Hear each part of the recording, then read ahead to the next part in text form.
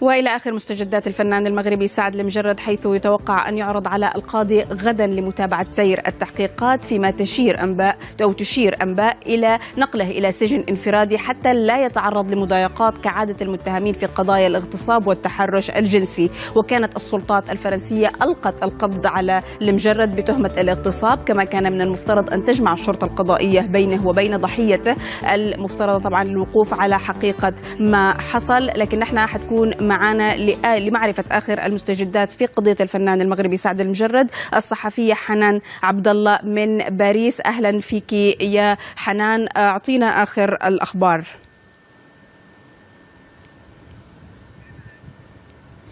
أهلا وسهلا.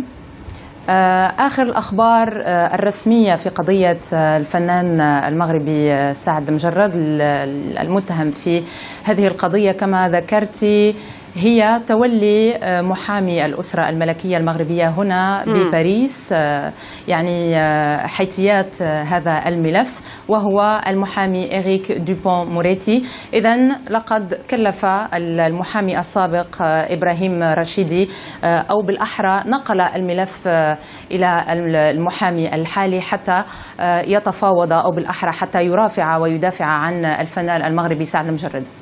يعني في إيمان، وهذا تم تأكيده من طرف السفارة المغربية هنا في باريس. يعني في إيمان فقط هناك تفصيل مهم جدا، هو أن أسرة سعد المجرد هي التي نعم هناك أكيد إيمان في براءة البوب ستار سعد المجرد، ولكن هناك تفصيل مهم جدا بأنه البلاط الملكي لم يتدخل يعني من نفسه في قضية سعد المجرد، بل أسرة وعائلة سعد المجرد هي التي تقدمت بطلب للبلاط الملكي، وفعلا الملك يعني قبل الطلب وتولى إذن المحامي إريك دوبون موريتي هذه القضية. طيب حنان، أنا بنعرف منك إذا عندك أي معلومات عن وضع سعد المجرد وعن الفتاة. الكل بيتساءل عن الفتاة.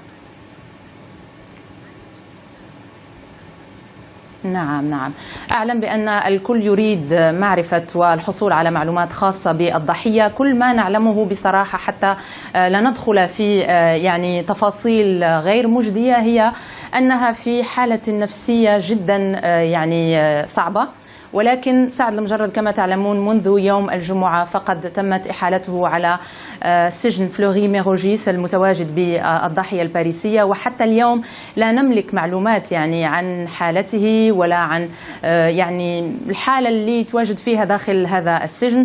كل ما نعلمه فقد قلناه يعني سابقا، حتى بالنسبة ل يعني الترافع في قضيته أو الجلسة الثانية التي كان من المفترض أن تكون اليوم. هذا الصباح كنت يعني بالمحكمة لأرى ما إذا كانت فعلا هذه المعلومة صحيحة. الملف جدا سري حسب ما قالته لي المكلفة بالبرامج داخل قصر القضاء هنا بباريس، وحتى بالنسبة ليوم غد فلا أظن بأنه ستكون هناك مرافعة، لأنه هنا في باريس يوم عطلة غدا، ويوم الأربعاء قد تكون هناك جلسة، وستكون جلسة أويكلو، أي جلسة جدا سرية بين المحامي والقاضي المكلف بهذا الملف. نعم، شكرا، وحنتابع معك المستجدات. كانت معنا من باريس الصحفية حنان عبد الله، شكرا لك.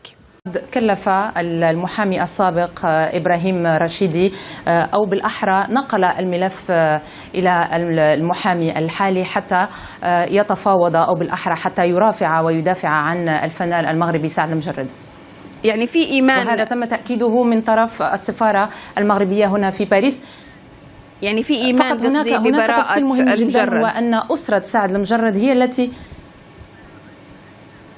نعم هناك أكيد إيمان في براءة البوب ستار سعد المجرد، ولكن هناك تفصيل مهم جدا بأنه البلاط الملكي لم يتدخل يعني من نفسه في قضية سعد المجرد، بل أسرة وعائلة سعد المجرد هي التي تقدمت بطلب للبلاط الملكي، وفعلا الملك يعني قبل الطلب وتولى إذن المحامي إريك دوبون موريتي هذه القضية. طيب حنان، أنا بنعرف منك إذا عندك أي معلومات عن وضع سعد المجرد وعن الفتاة. الكل بيتساءل عن الفتاة.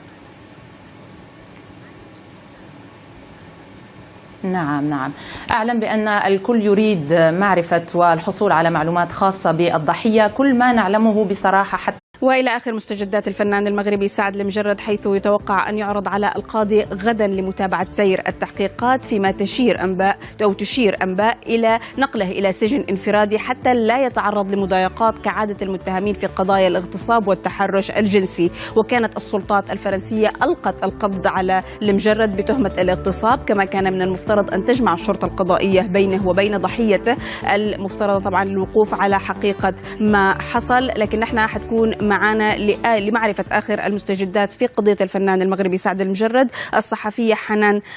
لا ندخل في يعني تفاصيل غير مجدية، هي أنها في حالة نفسية جدا يعني صعبة، ولكن سعد المجرد كما تعلمون منذ يوم الجمعة فقد تمت إحالته على سجن فلوري ميروجيس المتواجد بالضاحية الباريسية، وحتى اليوم لا نملك معلومات يعني عن حالته ولا عن يعني الحالة اللي تواجد فيها داخل هذا السجن. كل ما نعلمه فقد قلناه يعني سابقا، حتى بالنسبة ل يعني الترافع في قضيته أو الجلسة الثانية التي كان من عبد الله من باريس. أهلا فيك يا حنان، أعطينا آخر الأخبار.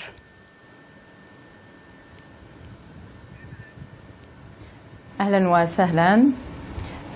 آخر الأخبار الرسمية في قضية الفنان المغربي سعد مجرد المتهم في هذه القضية كما ذكرتي هي تولي محامي الأسرة الملكية المغربية هنا بباريس يعني حيثيات هذا الملف، وهو المحامي إريك دوبون موريتي. إذن لقد